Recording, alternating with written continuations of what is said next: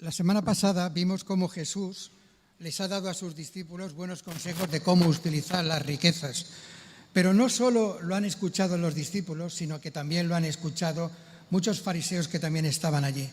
Los fariseos eran los que tenían que haber tomado nota de todo aquello que decía Jesús, porque eran avaros, eran codiciosos. Sin embargo, al oír a Jesús, empiezan a hacerle, como dice la palabra, gestos de desprecio. La palabra de Dios nos muestra que Jesús enseñaba a través del uso de las parábolas.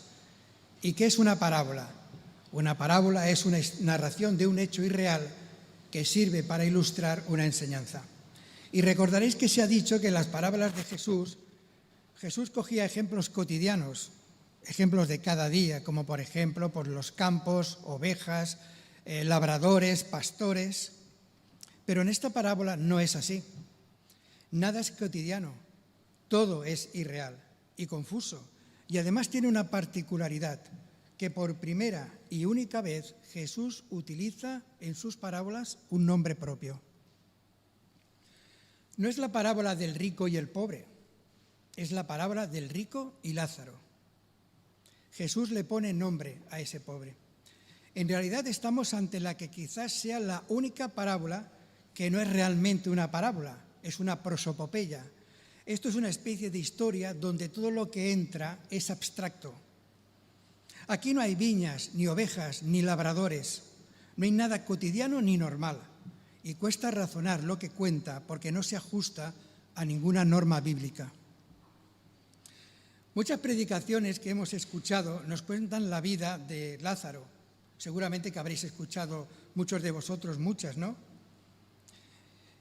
Explican lo mal que lo pasaba, su día a día en cómo consistía, hablan de cosas inventadas que deducimos que podrían ser así, analizamos el texto, vemos que hay un premio, que hay un castigo y vemos que hay dos destinos, un cielo y un infierno. Y acabamos el sermón con una aplicación para nuestras vidas. Pero esta parábola va más allá. Ahora pensad, ¿por qué se salvó Lázaro? No dice en ningún sitio que Lázaro cumpliese con la ley de Dios, ni que esperase en él. No dice que fuese una persona virtuosa o que cumpliese cualquier requisito. No dice nada. Tan solo dice que era pobre y que pasaba calamidades. ¿Así entonces se salvó porque era pobre? ¿Por qué se salvó Lázaro? Y el rico se condenó porque era rico. El dinero es el principio de todos los males, como dice la palabra, pero nadie es condenado por ser rico, sino por el uso que hace de las riquezas. Aunque en este caso de esta parábola podemos deducir que el rico se condenó porque cerraba su corazón ante la necesidad del pobre, ¿verdad? Pero claro, no es solo eso. Decidme, ¿está el cielo tan cerca del infierno como para mantener una conversación como mantuvo Abraham y el rico? ¿Se podrá ver lo que ocurre desde el infierno, lo que ocurre en el cielo y viceversa? De la misma manera que veía Abraham al rico, nosotros podremos ver cómo sufren nuestros seres amados que no han conocido al Señor. ¿Entendéis por qué digo que no se puede analizar esta parábola de manera literal?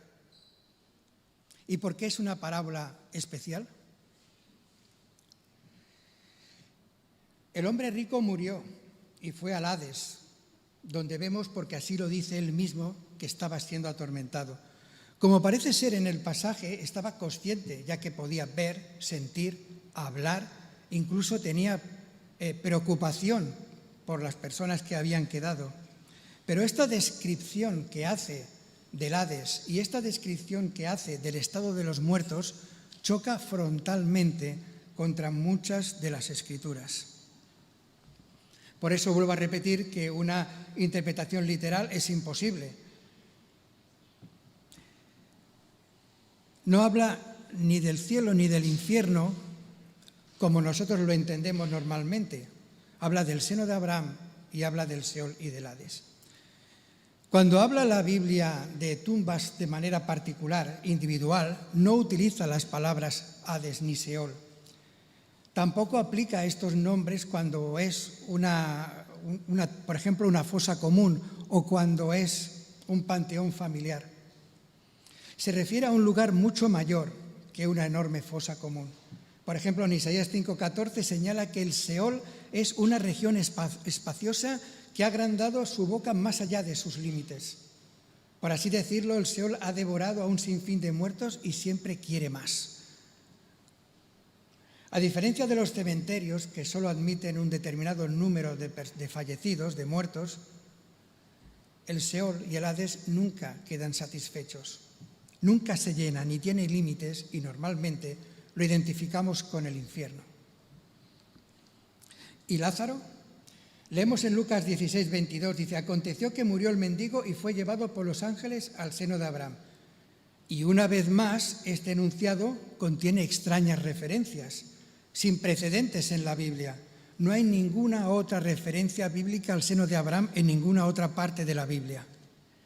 Y por el contexto lo identificamos como el cielo, aunque algunos lo interpretan como una zona intermedia, insinuando veladamente lo que sería el purgatorio.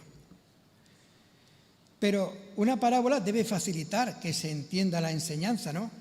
Entonces, ¿por qué Jesús dio esta parábola con tantos problemas para que lo entendiesen? Vamos a ir aclarando. Flavio Josefo era judío, fariseo, y era historiador, era contemporáneo de Jesús. Y en uno de sus escritos a los romanos explica lo que los fariseos creían ellos que ocurría después de la muerte. Dice así: observar la similitud con la parábola de Jesús. Cuando todos mueren, van a un lugar muy grande, vigilado por un arcángel, donde los ángeles distribuyen a las personas según sean o no hijos de Abraham.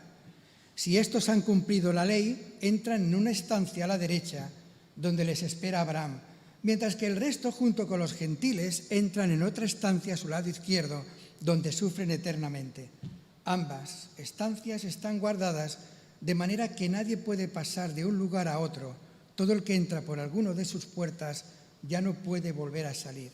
Y allí los condenados podrán ver cómo los que heredan la salvación viven en deleites y alegrías. Veis que es idéntica a la parábola que dio Jesús. ¿Y por qué digo todas estas cosas de los fariseos? La razón es simple. El seno de Abraham y todas las cosas extrañas que aparecen en la historia del rico y Lázaro, como digo, no aparecen en ninguna otra parte de las Escrituras, pero sí que aparecen en las tradiciones que los fariseos tenían. Ellos creían que después de la muerte ocurría exactamente esto. O sea que el Señor utilizó esta parábola, lo que los fariseos creían que sucedía después de la muerte. Jesús aprovechó esta creencia para pasarles a través de ella su propio mensaje. El Señor, a través de esta parábola, matiza aquello que ellos creían. Ellos creían que los ricos eran los bendecidos por Dios. Ellos se creían bendecidos por Dios porque eran ricos. Pero así Dios lo que dice es que les echa por tierra lo que ellos pensaban, porque el rico, lejos de ser bendecido, estaba padeciendo y estaba siendo condenado. Mientras que el pobre, que eso era un desecho de la sociedad y además los consideraban pecadores, este está ocupando el lugar que debería de ocupar el rico. Está en la gloria con Abraham. Jesús trastoca la historia que ellos mismos habían inventado y les está diciendo que es falsa. Esta sería la primera de las enseñanzas que Jesús quería dar a través de ellas. El Señor no intentó con la historia solo dar un sermón a los judíos de lo que pasa después de la muerte, como muchos lo han tomado exclusivamente. El Señor aquí también se dirige a los fariseos con esta parábola para decirles que lo que importa no son los sacrificios, sino la misericordia. No son las riquezas, sino el uso que haces de ellas.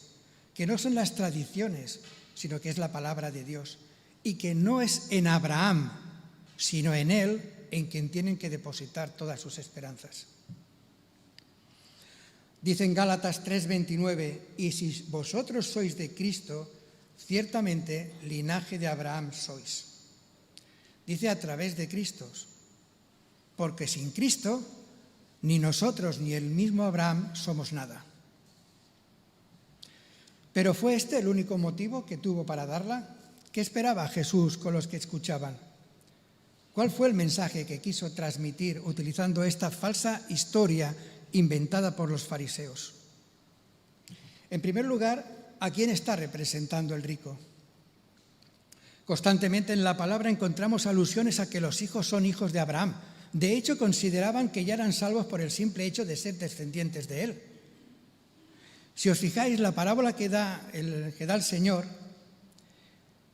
constantemente se está refiriendo a Abraham como padre y Abraham habla con el rico como hijo. Fijaos, en el 24 dice, entonces él dando voces dijo, Padre Abraham. Y en el 25 dice, pero Abraham le dijo, hijo. En el 27 entonces le dijo, te ruego pues, padre. Y en el 30 él entonces dijo, no, Padre Abraham. En Mateo 3:9 dice, y no penséis dentro de vosotros mismos, Abraham tenemos por padre, porque yo os digo que Dios puede levantar hijos a Abraham aún de estas piedras. En la parábola, ante la insistencia del rico, Abraham le dice que tienen a Moisés y a los profetas también. ¿Y quiénes son los que tienen a Moisés y a los profetas? Los judíos, ¿verdad? Eso lo tenemos muy claro, ¿verdad? Pues por todo lo dicho tenemos muy claro que el rico está representando a los judíos y en especial a los fariseos. ¿Y Lázaro? Notemos que Lázaro estaba en el seno de Abraham. ¿Qué significa este seno? En Juan 1:18 nos dice, a Dios nadie le vio jamás. El unigénito Hijo que está en el seno del Padre, Él le ha dado a conocer. Nos dice que estaba en el seno del Padre, dando a entender que tenía una intimidad, o sea, la máxima relación posible entre ellos. Cuando hablamos, por ejemplo, de una embarazada, pues hablamos del hijo que está en su seno. El hijo forma parte de ella misma, de la misma manera que Jesús dice, el Padre y yo uno somos. Aquí lo que está indicando con el seno de Abraham es ya lo máximo, es la relación última, la relación y la intimidad más grande posible. ¿Y quién representa a Lázaro? Si vamos a Mateo 15, 24, 27, aquí describe la palabra cómo se acerca una mujer cananea a Jesús y le pide que sane a su hija. Le dice, Jesús le dice, no soy enviado sino a las ovejas perdidas de la casa de Israel. Entonces ella vino y se postró ante él diciendo, Señor, ayúdame. Y respondiendo él dijo, no está bien tomar el pan de los hijos y echarlo a los perrillos. Y ella dijo, sí, Señor, pero aún los perrillos comen de las migajas que caen de la mesa de su Señor. ¿Veis la similitud entre esto y la descripción que hace de Lázaro en la parábola? O sea que encontramos que la idea del mendigo la encontramos en este episodio sujeto, aplicado a un gentil, a nosotros. Todos los eruditos de la palabra ven que es muy extraño que Jesús rompa la regla que llevaba continuamente al explicar cualquiera de sus parábolas. Y debemos preguntarnos por qué esta es la única parábola que tiene un nombre propio. ¿Por qué Dios elige este nombre, Lázaro, para personificar al pobre? Vamos a recordar los dos últimos versículos. Dice, él entonces dijo, no, Padre Abraham, pero si alguno fuere a ellos de entre los muertos, se arrepentirán. Mas Abraham le dijo, si no oyen a Moisés y a los profetas, tampoco se persuadirán, aunque alguno se levantare de los muertos. El rico pidió que permitiera a Lázaro que regresara de los muertos para avisar de ese lugar de sufrimiento. Y eso solo podía llevarse a cabo a través de la resurrección de la persona que hubiera muerto. Y este es el clímax de esta segunda parte de la parábola para los judíos. Porque días después de decir esta parábola, Jesús resucitó a un muerto en Betania, y ese nombre se llamaba Lázaro, el hermano de Marta y María, y se cumplió la parábola descrita por Jesús, porque Lázaro sí vino de entre los muertos. Y aunque, como dice el pasaje, fueron informados los escribas y los fariseos de lo que había ocurrido, tal y como dijo Jesús en la parábola, nadie creyó si alguien volvía de los muertos, sino todo lo contrario, porque fue a partir de este momento cuando dispusieron que era necesario matar a Jesús y de paso matar a Lázaro. Pero hay más, porque Lázaro no fue el único hombre que resucitó de los muertos, sino que el mismo Señor Jesús se presenta ante nosotros como resucitado de entre los muertos. ¿Y quién ha creído en él? Esta sería la explicación de la parábola para el pueblo judío. Ya os he dicho que era un poco complicada, porque Jesús basa su parábola en una historia ficticia que se habían inventado los fariseos. Pero ¿qué nos dice a nosotros hoy en día, mujeres y hombres del siglo XXI, ¿no? Nos habla de un hombre rico, refinadamente vestido de púrpura y lino fino. La púrpura era un tinte muy caro, muy escaso, que se obtenía de machacar un molusco marino. Y el lino fino es como se conocía al lino que se cultivaba en Egipto, que era el de máxima calidad. Y con eso el Señor quiere enfatizar el lujo con el que este personaje vivía. Y a la puerta de su casa, había un hombre enfermo, pasando hambre, que ansiaba alimentarse, como dice, con las migajas que caían de la mesa del rico. Aquí quiero explicaros una cosa, porque esto es un poquito más asqueroso de lo que parece. Porque todos cuando leemos esto nos imaginamos que es como cuando rompemos el pan, que caen las miguitas, esas que los pájaros se llevan, que decimos así, ¿no? Pero es algo más. Según las costumbres que existían entonces, no se limpiaban la boca con una servilleta o con un trapo, sino que lo hacían con las migas de pan. Ellos cogían una miga y se limpiaban y la tiraban. Y creen que de eso es de lo que ansiaba el pobre que quería alimentarse. Este rico glotón, como podríamos llamar, lo vemos representado en Isaías 22:13. Dice: «He aquí gozo y alegría, matando vacas, degollando ovejas, comiendo carne, bebiendo vino, diciendo: comamos y bebamos, porque mañana moriremos». Una vida despreocupada, fácil y cómoda en que uno vive para sí. Y en Ezequiel 16:49 nos dice: «Soberbia, saciedad de pan y abundancia de ociosidad tuvieron, y no fortaleció la mano del afligido ni del menesteroso». En estos dos versículos está representado el rico. Y ahora repentinamente se nos muestra el reverso de tal situación, porque el mendigo es llevado por los ángeles al seno de Abraham y el rico despertó en el infierno, atormentado y abrasado por la sed. La situación ha cambiado. El mendigo es hecho rico y el rico ahora mendiga pidiendo un poco de agua, aunque venga del dedo de Lázaro. El que cerraba su corazón a todos, el que disfrutaba con los mejores vinos, ¿con qué poco se conforma ahora? Cuando vivía en deleites parecía que aquello no se iba a acabar nunca, pero el día llegó, como llegará el nuestro. Y vemos en esta parábola muchas lecciones importantes. Una es que el reconocimiento social que podamos tener no sirve para la recompensa futura. Porque como ocurre con los fariseos, aquellos que se creían más bendecidos por Dios, a ojos de Él, a ojos de Dios, pueden ser los más miserables espiritualmente hablando. Y otra cosa es que el destino eterno de cada persona se determina aquí, se decide en esta vida y nunca se podrá revertir en la era venidera. El relato nos muestra el adverso y el reverso de la vida del ser humano, dejando bien a las claras lo que puede suceder, ¿no? Contestando a la vez la pregunta esta trascendental que siempre decimos: ¿qué hay después de la muerte? Y la Biblia es el libro por excelencia que te habla y te aclara lo que ocurre. Porque sí que hay una vida después de la muerte. Versículo 22 dice: murió el mendigo y fue llevado por los ángeles al seno de Abraham. La existencia no acaba con la muerte. ¿Lázaro fue enterrado? ¿O habrá sido arrojado en el Gehema o en el valle de Gimón, donde se echaba la basura y los animales muertos de toda la ciudad? ¿Qué más da, verdad? El cuerpo vuelve al polvo del que fue tomado y el espíritu a quien lo dio, a Dios. Y dice también que murió el rico y fue sepultado. Este seguramente sí. Podemos deducir, ¿no?, que tuvo su entierro, su procesión fúnebre, plañideras que lloraban por dinero, todos lamentando tan grande pérdida.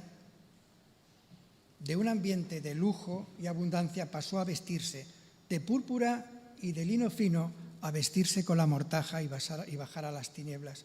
No nos dice la Escritura que le esperara ningún ángel como le esperaba a Lázaro, absolutamente nada.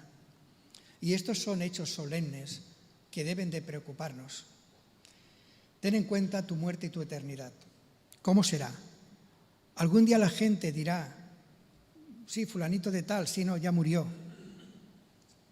Pero ¿qué habrá sido de tu alma? ¿Dónde estará? Si murieses mañana mismo, ¿dónde irías?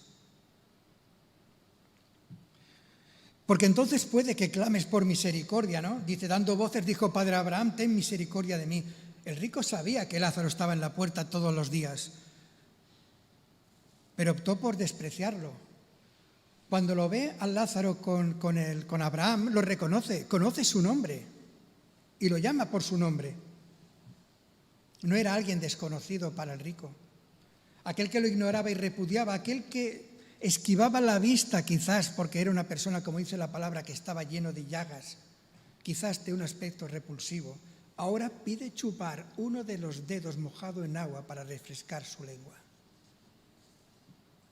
Ahora clama por la misericordia que él debió de tener y que nunca tuvo.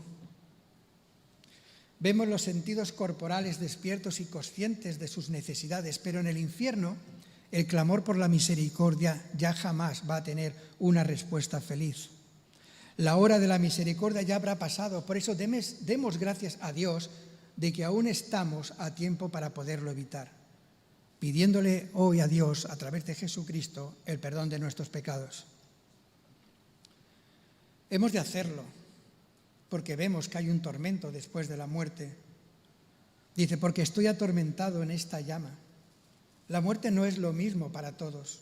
El rico estaba en un tormento real, dice, estoy atormentado. Decimos siempre ante la muerte, ahora descansa en paz, o ahora está en un sitio mejor, pero eso es falso. Es falso porque si no ha tenido a Cristo, lo bueno o lo malo, o lo muy bueno o lo muy malo que haya pasado, ese va a ser su paraíso. La gloria o el infierno no van relacionados con lo bien o con lo mal que lo pases aquí en esta vida. Hoy en día se tiene en poco el castigo eterno. La idea del religioso y del incrédulo es que si hay Dios, si es que lo hay, es como un anciano bonachón que al final lo va a perdonar todo. Pero el Señor dice que hay un horno de fuego, que hay un lloro y crujir de dientes. Dice que hay un destino donde el gusano nunca muere y la llama nunca se apaga. Y tan seguro como que estás aquí en esta mañana, que el infierno será tu habitación eterna si no te arrepientes de tus pecados y te presentas ante Jesucristo para que te perdone y te salve.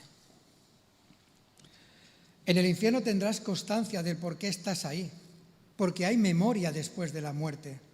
Dice, hijo, acuérdate que recibiste tus bienes. Acuérdate de la vida ociosa y egoísta que viviste, cuando recibías en abundancia toda clase de cosas buenas. Acuérdate de las penas del pobre que solía estar a la puerta de tu casa. El rico tenía los graneros llenos, pero tenía el corazón vacío. Y la parábola del hombre rico y Lázaro es un ejemplo de las consecuencias de la falta de piedad y compasión hacia nuestros semejantes. Porque el Señor nos pone a cada uno de nosotros un Lázaro, una persona necesitada en la puerta de la casa, a la salida del súper, en la esquina. Por eso te acordarás de las veces que te olvidaste de Lázaro en su necesidad. Como te acordarás del olvido en que tuviste a Dios. Te acordarás que no meditaste en tu muerte ni en tu futuro eterno. ¿Qué recordarás en la eternidad? ¿Será la memoria de las oportunidades que tuviste de haber ido al Señor y que no hiciste? En el momento en que mueras, ya está decidido tu futuro. No hay otra oportunidad para tu salvación. No hay purgatorio en el cual puedas ser rescatado a través de dinero o a través de oraciones. No hay esperanza de ninguna clase a la que puedas acogerte. Hay un cielo y hay un infierno. Y no hay términos medios. Y en la palabra de Dios está clara. O estás conmigo o estás contra mí. O recoges conmigo o desparramas. O eres luz o estás en las tinieblas. O eres frío o eres caliente. Habla del bien y habla del mal. Habla de un cielo y habla de un infierno.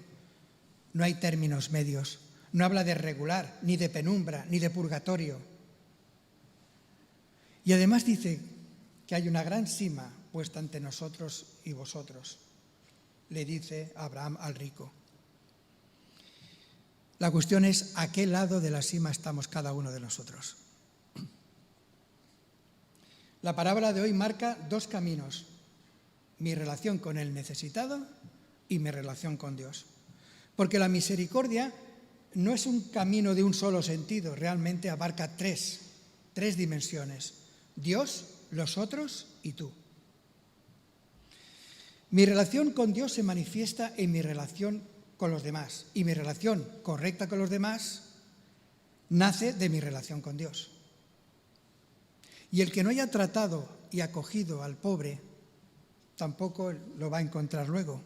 La distancia que hayamos puesto entre el pobre y nosotros es la distancia que hemos establecido entre Dios y nosotros, porque el que se aparta del pobre se aparta de Dios. Y aparte de los pobres, ¿qué podemos hacer por nuestros semejantes ricos? Porque la parábola tiene dos protagonistas. Podemos pensar que nada, ¿verdad? Porque si ya son ricos, pues ya, todo solucionado. Pero hemos de amarlos porque son nuestros semejantes más pobres. Porque la riqueza no solo se mide por lo que tienes. Se ha dicho con cierta ironía, lo que tengas de más, dáselo a los ricos. Y sí, tenemos algo que nos sobra para dar a los ricos: nuestra piedad, nuestro amor, nuestra visión de una vida sin riquezas que dominen tu corazón. El amor muchas veces es lo que los ricos menos tienen y es a lo que nosotros nos sobra más.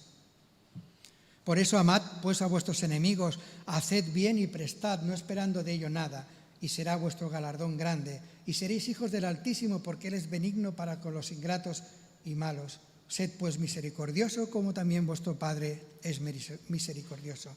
Lucas 6:35. Ten en cuenta que esto es un mensaje de Dios contenido en el Nuevo Testamento y que salió de la boca del Señor, para que tú lo aceptes y para que seas salvo a través de Él. Él te llama a la reconciliación. Él dice, el que cree en mí tiene vida eterna. Fíjate, dice que tiene, no que tendrá. Lo tienes ahora. Esta es la palabra, también te dice, de fe que predicamos, que si confesares con tu boca que Jesús es el Señor y creyeres en tu corazón que Dios le levantó de los muertos, serás salvo. Por eso busca a Dios mientras puede ser hallado. Llamadle en tanto que está cercano, como dice en Isaías 55. Hoy es tiempo de salvación, pero quizás mañana no, porque como dice la palabra, no sabes cuándo van a venir a pedir tu alma. No hagas como los fariseos que esquivaban las evidencias de la resurrección de Lázaro. Si no tienes a Dios, probablemente pases una eternidad acordándote de estos versículos y de no haber hecho nada al respecto. Cristo murió en una cruz por tus pecados. Cristo abrió sus brazos para que tú pudieras tener la vida eterna. Tú necesitas a Cristo, tú necesitas arrepentirte de los pecados, de tus pecados. Tú necesitas venir y hacer la paz con Dios. Tenemos que prepararnos para el día del juicio que vendrá, porque vendrá. Independientemente de que tú lo esperes o que no lo esperes, cada día que pasa es un día menos que falta para ese día en el que te vas a encontrar cara a cara con el Señor. Nuestra aceptación de Dios debe ser real y manifestarse en la vida cotidiana. No seamos de aquellos que van Señor, Señor, sino seamos aquellos que hacen la voluntad de Dios cada día. Debemos mirar a Cristo como modelo de una auténtica conducta cristiana, ya que cuando nos sometemos a sus caminos reflejamos realmente a quién estamos sirviendo.